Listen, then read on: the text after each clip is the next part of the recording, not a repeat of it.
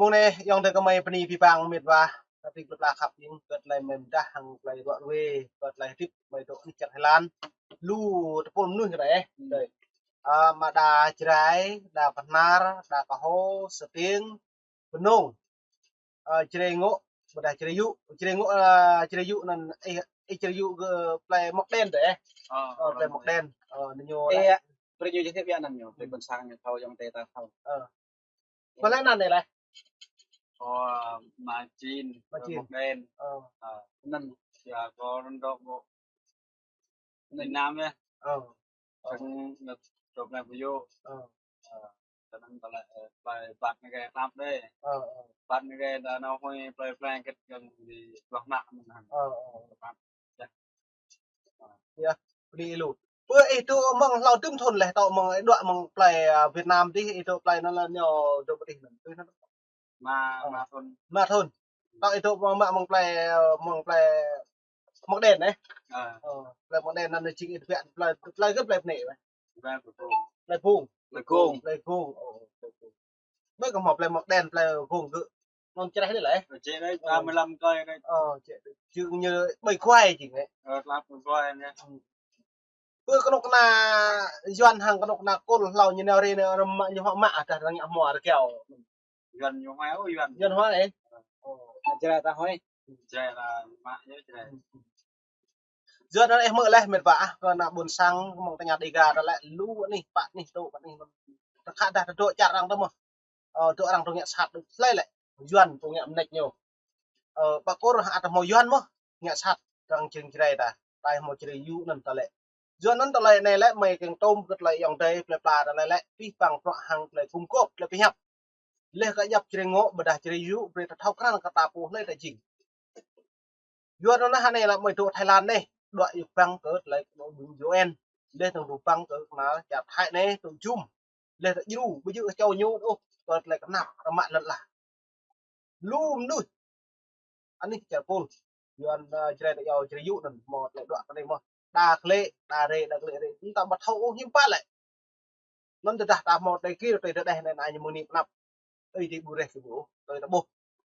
nó rosa ta keng pi bằng để ta cung cấp lại nhập ta lên tiếng với các buồn sang một nhà đi gara tôi nói như này tầm đi làm lờ plus sạp lên nằm nhật tùy viang tè mạ mong anh đi Việt Nam lại biên giới Việt Nam và Campuchia những tục lịch hàn lục mà cho nên hà này đã bồ nên hiếm bạn lại tạo mừng những tục hà này là cái này tôi thầu lại biên giới Việt Nam và Campuchia là nhưng mà đúng nó mà đạt căng thẳng cơ bản tới hotel Rasa mừng rồi Sam là năm tuần tập lòng đi năn làm chi chàng nhiều lại cho nên sẽ tới bao giờ sẽ tiêu sẽ tụ một phạm đó cho dạ phao toàn làm chi chàng phong năn nhiều như lại những việc này mình làm tourist như lại lên đến đi serip nhé để ta chi chàng bữa nay nhiều đăng đi là không lúc nào cũng sẵn là nhiều cớ lọ gì vậy để chi chàng nhiều lại nên lên nên sẽ xì nhiều cần cao sẽ xì nhiều hơn đặc ở vùng dưới vùng Campuchia nên như lại tới ta vùng Nặc Đề Ca Nặc Lắc nhiều nào bờ Evin Epo Emai á sẽ nhiều hợp tác đối tác Việt Nam bây giờ sinh ạ mùa sàm lan cao tuam lan cao nên mùa tì phiền như bây không người lại nên tì phiền nhiều đánh giảm sẽ xì tì phiền Nặc Đề Ca từ toa vùng như bây truy ná em năm châu tí nên vật cây sol nục như sol cam mão cái chỗ rồi đây là bôi á vùng Campuchia na làm thì phiền không người lại dần dần một vùng chạm sẽ chỉ năn bôi á thì phiền một nào không sang Việt Nam thì phiền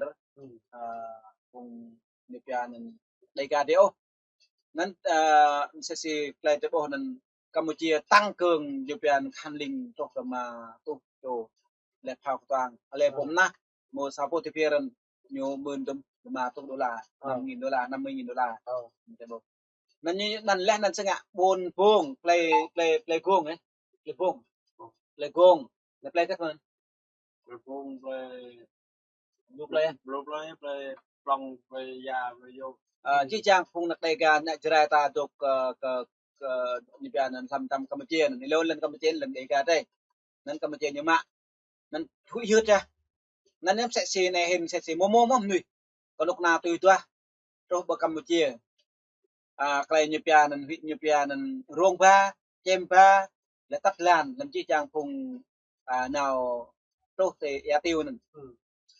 mình sẽ xì nên lúa đào bộ nên klei nên tốt các klei liên quan lại đào nyepianan nhiều đánh giá mặc đây gà thế đã là tắt lúa để làm Campuchia nên lúa đặc đề Campuchia thì vị dứt đã để xây phùng cốt sẽ đến để hay bờ Campuchia này nên bữa nay một sa châu của sang từ mặt nạc như hay cầm đi Thái Lan tị nạn sân chi trang nên đuổi các lại tượng trợ ngã sát cái bộ mua ngã chỉnh chẳng mạ cái huy anh hương đối tượng phải anh hương cái huy á nên cái đuổi hay Thái Lan này nên chập rồi nên là để cùng Thái Lan là cùng ba rồi UN cùng ba làm chi trang tụi anh sẽ có nắp đây ga đây nên này hình đuổi mừng cái nóc na tím gì mừng thuần sập tận tôi chụp rồi mà lại được tao nên nào mừng thuần sập tập bản tu mà pro phạ thì này da Kanada, da Finland, da Nepianan, da Mi, da Karne tadi. Beda momoh lu, tin ke yuan ah. Yuan lu tuk yak nok. Bisa cerita boh nan Campuchia, Việt Nam, lên Lào, làm tàu konokan. Đây ga Việt Nam sẽ chỉ tính Đắk Lắk trên nan 100% như itu. Beda pun Lào như nên 80-90%. Campuchia at nan mah tebo. Nanti chang buat nak đây ga chang penghua buat ke klay tip một lấy đập nang. Sa nan man majin nan dok te plekong nan tumson dok ne ben Còn bạn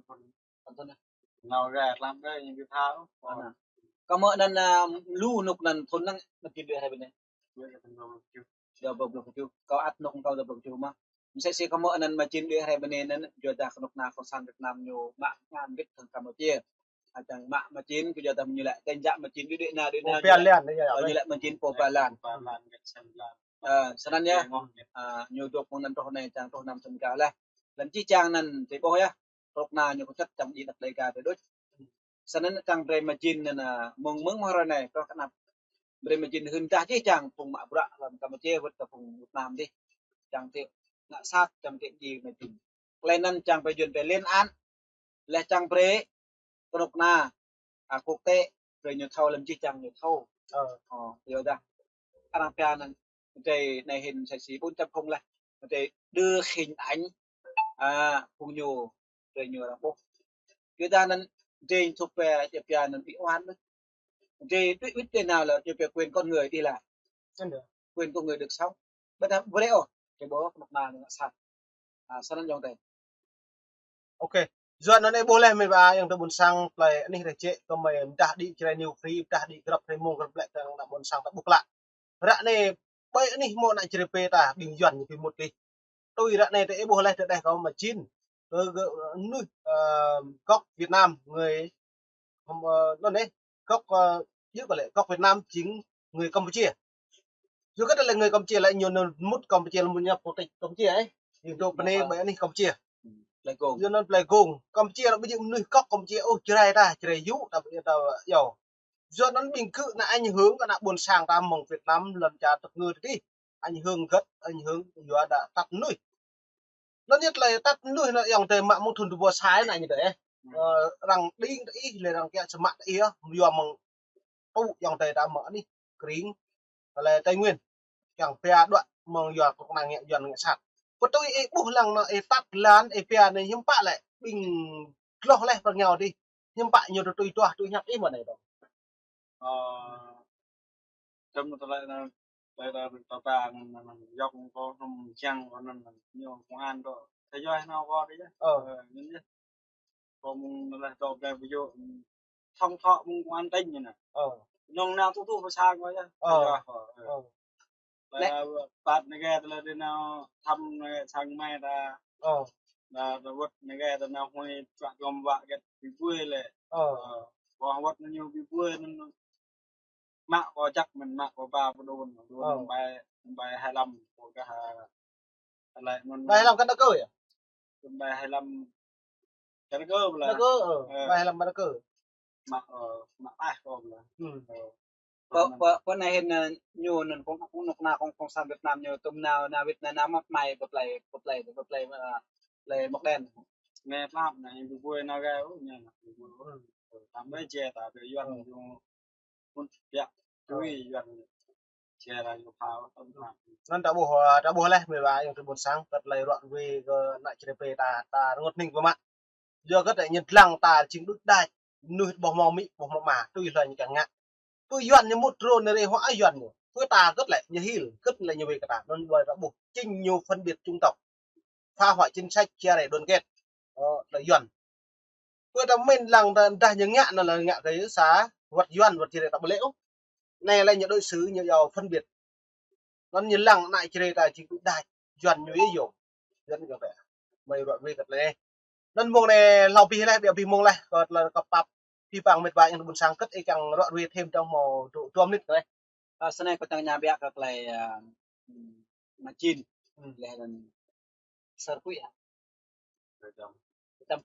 quỷ nhiều play mọc đen nhiều thuộc bên đây mừng play gongนั้นthuộc về khu vực Campuchia bữa mà chín hay bờ Thái Lan này nè thuầnตัวเราเนี่ยมันจินมาตรงแฮปต้อมันมาแต่แบบนี้ไรเนี่ยกดลังเลอ่ะก็จะแฮปต้อมันอยู่เลมันอยู่มาก็จะได้เนี่ยรังตัวเลยตัวนิกอยู่เลยrồi pro sam là nằm thì nèอยู่ảnh hưởng như là về tâm cơ duyên bè ảnh hưởng chi chàng tới bộ thậm chí dòng thêm mà đây còn cái mại một vịก็จะได้คนนานอยู่nào từng sang như đây rồi như đây rồi cái đây rồi như lại là pre kết nối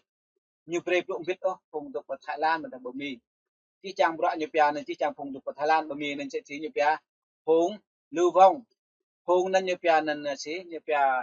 hùng lưu vong kê sáu như giàu cái hùng rô kết nối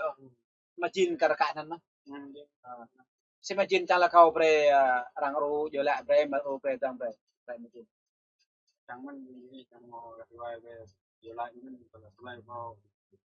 ra hay và bằng thao vi bằng đa dạng bằng ok video đi vì bang mình bạn là tình buồn sang bình mà ít lăng ai nhiều vật với chặt nhau ấy bố lại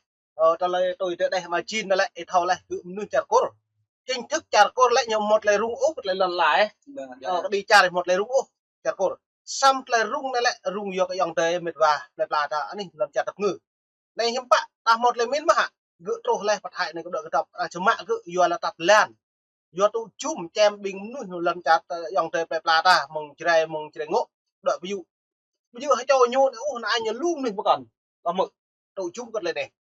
cho nên hạn này hiếm bạn ta bổ nào và đến tập bread dòng tề lại là tập bread thưa lệ rồi có rồi lên rồi chặt nhau về tập buộc lệ tôi xem theo player hem chân mà sang nổ gỡ ví dụ ta càng một rác ta hẹp tầm tự mộ con tập hẹp nhà chọn nguy gỡ bữa đã hàng lấy đoạn về chỗ lôm gỡ mạc mà duyên điểm vậy mày làm vì mong này mong nịt mong mày đùng đơn cào cho những từ mày đoạn về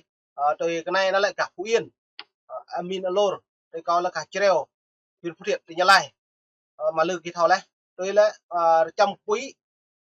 mà chín đặc cơ là Campuchia play gong nhiều là play một đèn đấy play một đèn nên mệt vả là ai nhớ có lẽ play một đèn lại tụ cả đình nên như thâu play một đèn lầu thì là ai nhớ bình tài trượt quy hot mà hot của Campuchia là việc là Việt Namซึ่งđã thâu thì nên là thâu mệt vả mùa này đi bằng sản phẩm